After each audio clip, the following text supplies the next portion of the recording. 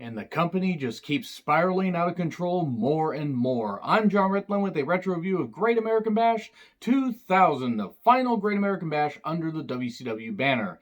And thank fucking Christ, because this was one god-awful, motherfucking terrible show. There's no other way to put it. Like, when your best match was a boot camp match that was twice as long as it needed to be, and everything else was either dodgy finishes, a ton of interference, and a ton of bullshit that you see in the Russo-rific era of WCW. Really, this was, I would say this was peak Vince Russo in WCW, but that would be the next pay-per-view, Bash at the Beach. And I'm going to keep watching this stuff, despite the fact that this reminded me why I hated WCW 2000, even for the talents that they had. So, cop cars are outside in case Goldberg shows up because he's suspended. He can't show up, and Bischoff's teasing this surprise. This big surprise is going to change the landscape of WCW, change the fortunes of WCW. So we start off with Chavo Guerrero and the Misfits in action versus Disco with the Filthy Animals. And a ton of interference, by the way, Cruiserweight Championship, by the way. It was a ton of interference. And then that old general guy shows up, the one guy who's apparently now the grandfather of Hugh Morris's character, Captain Rection or General Rection, or whatever. Penis jokes, do you get it? It's a lot of penis jokes. And, yeah, then more interference and Chavo wins. Okay, cool, whatever. I think Lash LaRue attacked Disco for what Disco was worth, which wasn't much of anything. The only reason I think he stuck around in WCW is they were afraid to get rid of him. Because they were like, okay, we need an idiot around in our company. We already have enough idiots in charge, so let's have this moron. And plus, I think Russo liked him because they were New York boys, and no wonder they got along so well, because they were both idiots that never belonged in wrestling. I didn't like this pay-per-view much. We then get a melee, and then we get Major Guns getting a lot of TV time or pay-per-view time because boobs. Am I right? That's why she was featured. I'm not saying that the woman didn't want to do more in wrestling, but they just focused on her boobs. The fact that she had boobs. Major Guns. Boobs. Do you get it? Do you get it? She gives mouth to mouth to the old guy, and okay, whatever. He embraces that. She embraces it. Okay, cool. All right. It's great. Women are being objectified and being tossed around and everything like meat. Great idea. Not a great idea. Bischoff and Ernest Miller and cops are there, and the surprise announcement keeps getting teased. And then we have backstage like interviews occasionally. We had one between with Mean Gene conducting them. It was Vito and Johnny the Bull, and they're the hardcore champion. Vito has the hardcore championship on him, but they have a number one contenders tag match against Chronic. And for a while, it seemed like, oh, Vito and Bull might get this. Vito never took off the hardcore championship. He was so enamored with it that Bull actually botches jumping up to the top rope, which, look, that's going to happen. That ain't an easy thing to do. I ain't going to fault Johnny the Bull there. The fact that he was able to do it even a second time and have that kind of athletic ability, that is impressive. Bull Buchanan did the same thing. He was very impressive being able to do that. And then he got taken out. Vito's at the announcer's table, polishing up, shining up real nice and everything, the hardcore championship. And High Time pins Johnny the Bull 1, 2, 3. So Chronic get another crack at the tag team championships. And then we get Mike Awesome with Marilyn Manson type theme versus DDP in an ambulance match. Canyon is on the stage in a wheelchair, in a halo. Oh no, he's there and Mike Awesome's going to get to him. Oh wait, the match was a goddamn train wreck. An instant table bomb, like within a couple minutes. Mike Awesome lays him out. And then these, paramedics take the gurney to the ring or take the stretcher to the ring, and then they try to take the particular person out to the ambulance, and that's how you win the match, is by having your opponent taken out to the ambulance. You can't even do it yourself. Let these guys do it. And DDP gets put on there and then gets off there. It's like, nope, that's not going to happen. Mike Awesome would later try to hit 3 splashes. He would hit 2, then he would put a chair on DDP, take 4 years to hit a third one, and then miss it, and he would almost jam his wrist into the chair. It was a really dangerous spot. But then Kimberly comes out with a pipe. Miss Hancock shows up not a moment too late and attacks her. And then we get a top rope diamond cutter, and Mike Awesome gets put on the stretcher, and then suddenly Eric Bischoff comes out. His music keeps playing while this is going on. DDP thinks he's going to attack Canyon. He gets on the stage. Canyon, it's a miracle. He's fine. This is where Canyon turned heel. Every goddamn heel turn in the world. Hits a diamond cutter off the stage through a bunch of plywood bullshit and everything, bunch of crash pads. And then DDP gets put in the ambulance, so Mike Awesome wins. And so now he's positively Canyon. So, okay, cool, whatever. G.I. Bro repels to the ring. That's a great idea to do that. No, it's not a great idea. Credit to him for doing that. He's braver than me. I certainly wouldn't fucking do it. And then Stasiak was in camo gear. Now, look, Shawn Stasiak wasn't a bad worker. Now, I know he hasn't wrestled a number of years. He's doing a chiropractic work or something. He's doing something very honorable and doing quite well at it.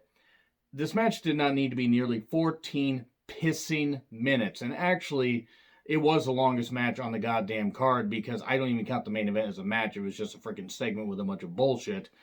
But it was also twice as long as it needed to be.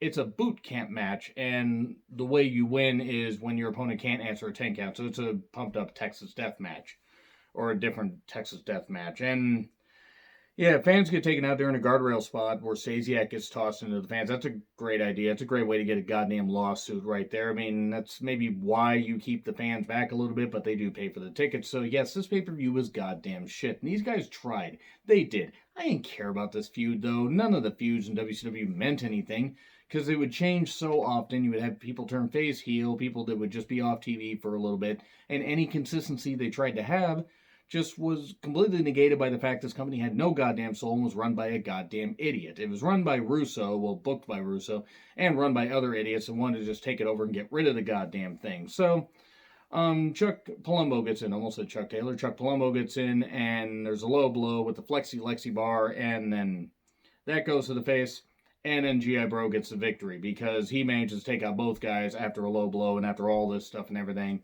And yeah, he wins in a match again that was twice as long as it needed to be. Then Mean Gene interviews Canyon. And the reason Canyon did what he did is Bischoff promised him a push, promised him a big spot if he took out DDP. And then they show footage of DDP getting out of the ambulance. And Canyon's like, well, I'm pretty certain they took him out. You just saw the freaking footage right there. You were just looking at the monitor.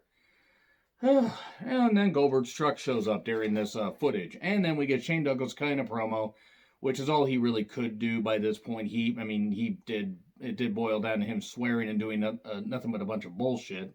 But he talked about, hey, let's do a best of 5 tables match, where you have to put your opponent through at least 3 tables before you get put through 3 tables. That's basically the whole thing of it. Best of 5 tables match against the wall. To the window, to the wall, through the table. The match is shit. Shane gets put through 2 tables soon after. Why the rest holds before, I have no idea. This match could have been over in half the time that it was. And I know I complained on Nitro about some matches being too short and everything, and Thunder being too short. And sure, some pay-per-view matches are too short. The Cruiserweight Championship match was 5 goddamn minutes, but guess what?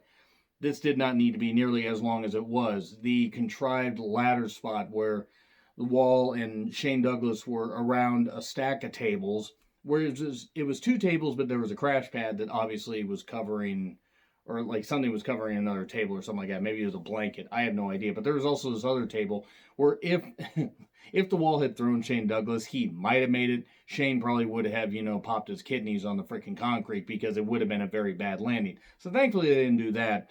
Wall does this very contrived, fall through the tables. And then Shane Douglas wins because he won 3 tables to 2. This is the kind of math that they're fucking doing. It wasn't Steiner math. Steiner was out a little bit later.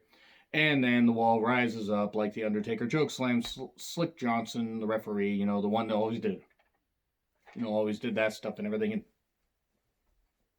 all that and stuff like that. Was the most animated goddamn ref and probably dislocated his shoulder several times in a match doing all that, theatrical bullshit. But then, he gets chokeslammed through a table. Okay, the Wall, fresh cut and everything, and new hair, new dyed hair and dyed goatee. I think he'd shown that on, the most recent Nitro. I just reviewed some of this stuff, and I gotta be honest, it's all blending together in a melting pot of bullshit, so you'll forgive me if I forget from week to week some of the stuff that happened. Because honestly, after I review some of this stuff, I'm, purging it out of my brain. I'm wringing my brain out like a sponge. Then we get Scott Steiner versus Tank Abbott in an Asylum match. Oh, wait, no, the ring announcer makes the announcement that, hey, Rick Steiner is going to be added to it to have a level playing field. Didn't matter. There was a metal object that got involved in here, not the Steel Asylum match, or not the Steel Asylum itself. And Tank Abbott taps out to the Steiner recliner after less than 4 minutes. I'm not kidding. I'm not saying this match needed to be 10 minutes, but not that Tank Abbott was really worth much of anything, but with the way they were building them, like they botched the whole thing with Goldberg because they rushed through that. Obviously, it's why they rushed through that because of the ending of this pay-per-view. Oh boy. But then Scott Steiner beats him, so Tank Abbott didn't mean anything. And then he was a comedy guy for 3 Count when they showed up a little bit later. And I think 3 Count, I know 3 Count was involved in New Blood Rising, so they were showing up here pretty quick. And 3 Count was, 2 talented guys and also Evan Courageous, who looked good and wasn't horrible, but he wasn't great. But anyway, that's enough burying of people for absolutely no reason. So here we have Hollywood Hogan versus Kidman. Horace Hogan as the referee. Horace Hogan calling it right down the middle. Hogan's career on the line. Hogan put his career on the line. If Kidman beats him, he's done. If he wins, he gets a title shot at Bash at the Beach 2000. This feud did nothing for Kidman. Absolutely nothing. Horace did call it right down the middle. Hogan got his belt involved, his weight belt, and then Kidman got a chair involved. But Horace is just like, nah, I'm not gonna do anything. I'm just gonna be there, be a big lad in a ref shirt. And then we get a bad DDT spot on the chair. And I'm not saying that Hogan should have taken a full-on DDT on the chair, but they shouldn't have planned the spot because Hogan could have somehow hit the ring floor and hit the floor outside and somehow hit the chair more. Like, the only way he could have missed more, actually, is if he was in space. Like, he missed that chair by a fucking country mile. It was ridiculous. Also, I mean, it wasn't a black chair, otherwise Hogan probably would have stepped on it. But anyway, we get an announcer's table spot where Hogan just hip tosses Kidman right into it. It's like it friggin' shatters Kidman's hip and the table. And then Tori's here, and then she hands Hulk some brass knucks, but then Tori gets knocked down. And then Kidman uses the brass knucks. 1, 2, no, kick out. By the way, Madden was fucking insufferable during this pay-per-view, which I've pretty much tried to ignore his commentary, because really Hudson and Shivani were the only 2 commentators. Madden was just there to be an annoyance. Not even be a good heel commentary. He took away from everything. But in particular, if you want to hear one of the most annoying goddamn commentary jobs, listen to this. Shivani was, if he wasn't getting frustrated with him, it certainly sounded like he was. Hudson, at some points, was just shutting up, because I think he was like ready to blow a gasket. It was a really bad show, by the way, so good commentary, bad commentary, indifferent, wasn't going to save it. But then Horace gets knocked out. Tori comes in, low blows Kidman, brass knucks, and Hulk Hogan gets the victory, 1, 2, 3. So he gets a title shot at Bash at the Beach 2000. So that's your lot on the feud with Kidman. Did nothing for anybody. It didn't even do anything for Hogan. Hogan did not come out of here looking any better. And Horace, I think Horace's contract was up soon after this, but it was just really, really bad. We then get Ric Flair versus David Flair. Vince Russo in the corner of David Flair, and this was atrocious. This was goddamn ridiculous. Vince Russo being involved on camera ever was one of the worst ideas. It's human cancer on TV. I don't often say that, but that's what he was on TV. At least wrestling TV. As far as a character, human fucking cancer. The person himself ain't much better either. But this was, I mean, you had handcuff usage. At one point, Ric Flair got handcuffed. And then Reed got the handcuff key later. And by the way, Flair's family is all there, including the future Charlotte. Because the future Charlotte then would, after Rick got the handcuffs off of him, because Charles Robinson got the key after Reed got knocked out, this was basically a segment just to underline the fact that David Flair never belonged in the goddamn ring, whether he was trained or not. And Ric Flair probably herniated every disc in his back carrying this freaking angle. Now, I'm not saying that David didn't try. He did. But especially trying to carry the sack of shit that was Vince Russo, and still is Vince Russo. And Vince Russo is a sack of shit. I hope his kids grow up to be way smarter than he could have ever been. Which ain't going to take much. I think by the time that they were, maybe 6-month-old fetuses, they were smarter than Vince Russo. But anyway, Charlotte, the future Charlotte that is, Ashley handcuffs Vince Russo, which was actually goddamn hilarious. And then a figure 4 taps David Flair, which, great, good. This was fucking good. This was really, really good to end the feud. Except, the match itself wasn't. But it was great to see Vince Russo get humiliated. Here's the problem with that. Rick chops Russo afterwards. All the family should have been allowed to kick Vince Russo in the balls until he wasn't able to, even, piss anything except, he would have to use a catheter or something like that. I don't like Vince Russo very much. The guy never deserved to be in wrestling, period. He's basically the Antichrist of professional wrestling. Because he hated wrestling, because he never liked wrestling, and you could see with the way he booked shit. So anyway, Rick and everybody chops. Well, Rick chops him. Russo then says he'll retire Rick on tomorrow's Nitro. Good, great, good. I think I remember what happens here, and it was really, really goddamn bad, which it's involving Russo, so it's not shocking. Then Vampiro versus Sting, Human Torch match. Okay, so Vampiro's in the ring. He's got the torch set up there and has a gas can in the ring. And then Sting suddenly is on the video screen, the Nitrovision, the Titantron. I'm gonna call it Titantron. Nitrovision sounds stupid. Not that Titantron doesn't, but that's what I'm used to calling it. Pulls up the thing and puts the torch up there and says, "Hey, you scared of heights? Why don't you come up here and get it?" And then Vampiro's like, "No." So then Sting gets in the ring, and then they do all this stuff, and they do this action. They eventually get to the staging area. This is one of the worst abominations that ever happened. This feud could have worked, but didn't work at all. I don't know if Sting wasn't invested. I don't know if Vampiro wasn't invested. The fans certainly weren't fucking invested, because fans fucking hated it. I hated it when I saw it as a kid, or as a teenager, rather. And that's the thing, I'm watching this stuff thinking, how the fuck did I survive watching WCW with how bad it was at this point? Even 1999 WCW till about September was good enough. And then they just gave up. And by this point, like, barely anybody was watching. Like, they were getting ratings close to what Raw was getting. Like 2 point something or whatever. And if they were ever cracking 3 million, it was people watching out of morbid curiosity and clicking away soon after. Because they didn't have anybody worth investing in, despite the talents of some of the people even on this card. There were some talented people here, even at the end of the day, or even at the end of the company, there were still talented people in WCW, but nobody fucking cared. Nobody fucking cared about the company, especially those in charge of it, because Vince Russo had done so much damage, after Jim Herd had done so much damage.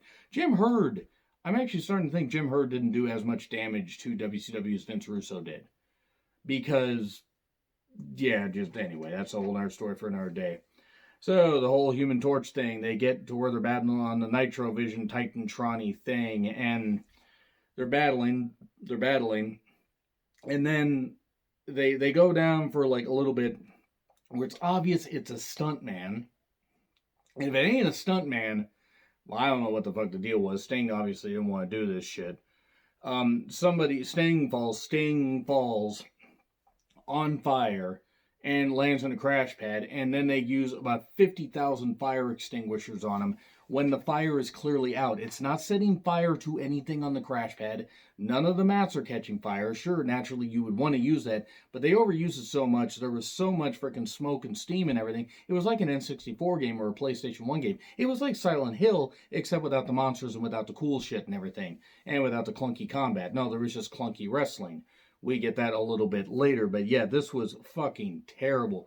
Fucking goddamn terrible. And then Bischoff says, because I guess Pamela Poundstock, the blonde that was backstage doing the interviews, the pretty blonde, I actually have no idea. I think Pamela sorry, I can't say the name. Pamela, she was there. I think that was her name. Anyway, she says, well, hey, about the surprise. Bischoff says, no surprise. That's the surprise. So all that buildup and everything, that's it. Oh, people are put off by this. People are fucking upset. They bought the pay-per-view to see this surprise. Well, they're going to get a surprise. They ain't going to fucking like it. Nash versus Jarrett, WCW Championship match. And this is what should happen to everything with Vince Russo. This is what should happen to every piece of literature, or, every script that he wrote that he thought was literature, any of this stuff. It was fucking atrocious. Okay, so Ernest Miller comes out and takes 50 years, because Ernest Miller is one of the most uncharismatic, worthless pieces of shit that I've ever seen in a wrestling ring. He may be a nice goddamn guy, but as far as a character, he was not, he wasn't worth the dog shit that I had on my shoe earlier today. He was worth less than that. He wasn't worth the rocks that I dig out of my goddamn shoes when I walk in a gravel driveway or anything, or whenever I get, occasional rocks stuck in my shoe, because we all do. He wasn't worth the grass that the grass clippings that dump out of my lawnmower if the bag's not secured. Ernest Miller is one of the biggest atrocities that ever happened to wrestling. And yeah, I'll stand by that. I don't care if anybody's offended by it. I hated this pay-per-view. I fucking hated this pay-per-view, and I have no problem saying that. So, Ernest Miller introduces a whole bunch of people. The Filthy Animals are there. Disco is even there. Disco, who is even less impactful in wrestling than Ernest Miller. Because Ernest Miller, at least, as much as I just buried him right there, was a 3-time World Karate Champion, and Disco Inferno isn't even worth the toe jam that I could dig out of my out from between my toes. He's not even worth the fucking socks that I wear and stuff like that. He's not even worth the dirt that I have to clean, off of a toilet or something like that. No, Disco Inferno is basically just less than dirt. He's less than dirt. He's less than scum. He is exactly the worst kind of person that you could ever involve in wrestling, maybe besides Vince Russo. And the fact that he has such bad takes on Twitter, we know what I'm fucking talking about. The fucking piece of shit that wants to use words like thugs and everything and stuff like that, and he wants to, try to pretend like he's not being a racist jackass, but he is being a racist jackass. He was also one of the worst wrestling characters ever. Anyway, let's get back to this. I gotta finish this up, because this is fucking horse shit. I gotta finish this up really quick. So, all the interference in the goddamn world between Nash and Jarrett is fucking atrocious, and also Ernest Miller makes himself the outside official, so he's gonna get involved. I may, knock Kevin Nash a whole goddamn lot, and Kevin Nash had, as far as a wrestling character, I think hit his peak well before this, but he still was Big Daddy Cool. He still was somebody that you could gravitate towards, because he looked like a star. Now, yes, he got injured a lot, and part of the reason was one of his legs was severely damaged, and apparently he got that fixed, and now he's in better shape than ever at the age that he is, I think, near 60, and good for him. That's great. He deserved a whole lot better than this, because it was like, oh, all the numbers were against him. Tank Abbott and fucking Rick Steiner get involved. When it looks like Charles Robinson is going to be able to count the pin. Nope. Scott Steiner gets cut off by Tank Abbott. All this interference and all this stuff. And then Goldberg takes 900 years to botch. Well, I mean, actually, he takes 9 minutes to botch. He takes 9 seconds to botch. That's Bret Hart. He gets his pickup truck, his big old monster truck, but a big old jacked up pickup truck in there, and then comes down and takes another 2 years to decide, hey, I'm going to spear, and oh, I'm going to spear Kevin Nash. Yeah, they turn Goldberg heel, because we just need more shit icing on this goddamn shit cake. Whoever came up with the idea to book Goldberg as a heel. Now, if Goldberg came up with the idea himself, he's a fucking idiot. But if it was Russo, he's a goddamn idiot. If it was Bischoff, he's an even bigger idiot, because Bischoff should have known better. So whoever came up with the idea to turn Goldberg heel, the fans were throwing so much trash in the ring, it rivaled what happened with, when Hogan turned heel. Except it was for the wrong reason, because they got real legit heat there. The fans were just pissed off. Now, Goldberg was never going to be anything absolutely great in the ring. Not a goddamn chance. But guess what he was? He was one of the few homegrown talents that they had that people still believed in. And sure, people did chant Goldberg sucks, because guess what? They're going to chant they're going to cheer for the heel and root against the babyface. They're going to do a whole bunch of stuff like that. But what they're not going to accept is watching a guy that, hey, they hyped and hyped and hyped. He finally came back, and he was smashing through people and everything. The idea is maybe he could be the guy to win the world championship again, have a long run, and, we could believe in him again. Nope, they turned him heel, and his heel turn didn't work, because he was back to being a babyface, I think, by New Blood Rising 2 months later. I don't even know if it was that long. I believe he faced Kevin Nash at Bash at the Beach 2000 with Scott Hall's contract on the line. Yes, they actually did that, even though Scott Hall was done. He was done. He wasn't going to be back in WCW at any point. They were just finding a way to pay him and then get rid of his contract. But yeah, they put that shit icing on that goddamn shit cake by having Goldberg turn heel. So yeah, fuck this pay-per-view. Fuck the fact that it ever existed.